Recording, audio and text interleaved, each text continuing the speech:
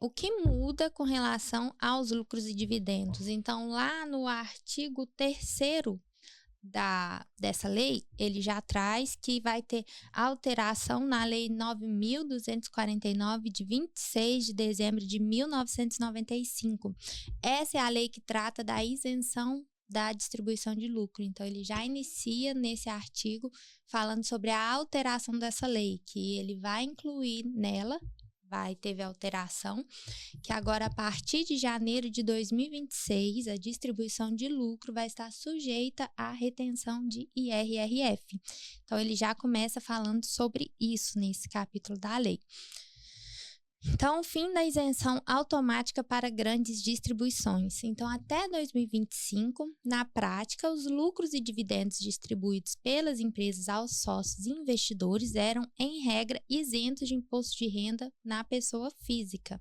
Então, antes, quando a gente tinha a distribuição de lucros, ela nunca foi sujeita à tributação de IRRF. E agora, com essa nova lei, 15.270, essa isenção deixa de valer automaticamente. A partir de 2026, haverá incidência de imposto de determinados dividendos e lucros distribuídos. Regra principal, a retenção na fonte de 10% para dividendos mensais altos. Então, a gente tem visto que tem falado muito ultimamente, está muito em alta esse assunto, né? Que é a tributação para altas rendas. O governo está com foco em começar a aumentar os impostos para quem ganha muito e tentar diminuir para quem ganha pouco, né? Assim, entre aspas. Então, esse é um dos pontos que eu vejo como principal motivo para eles começarem com essa tributação dos lucros e dividendos, porque acaba que hoje em dia a distribuição de lucros, ela é uma coisa assim muito sem regra, né? Os sócios ficam lá o mês inteiro tirando valor, nem tem lucro apurado, e eles estão lá tirando distribuição de lucros. Então, isso é uma coisa que agora, na prática, com essa nova lei, não vai poder mais acontecer. A gente vai ter que ter isso tudo bem detalhadinho, acompanhar muito bem essa distribuição de lucro, porque agora vão começar a ser taxadas de IRRF.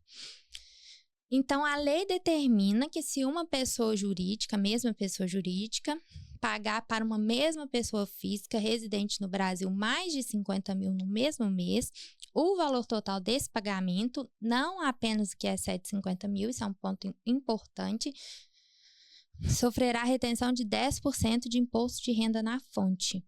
Então, ele já fala aqui pra gente, então 50 mil. Então, 50 mil no mesmo mês para a mesma pessoa física vai estar sujeita à retenção de 10% de imposto de renda.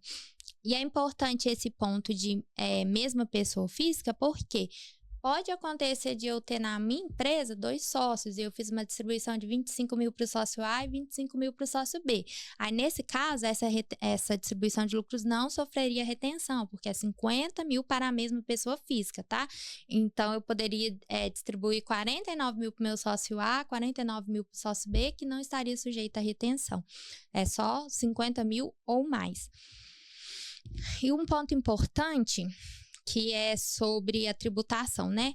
Que se eu distribuir 51 mil, eu não vou tributar só os R$1.000, eu vou tributar os 51 mil, tá? Então, é sobre o valor total.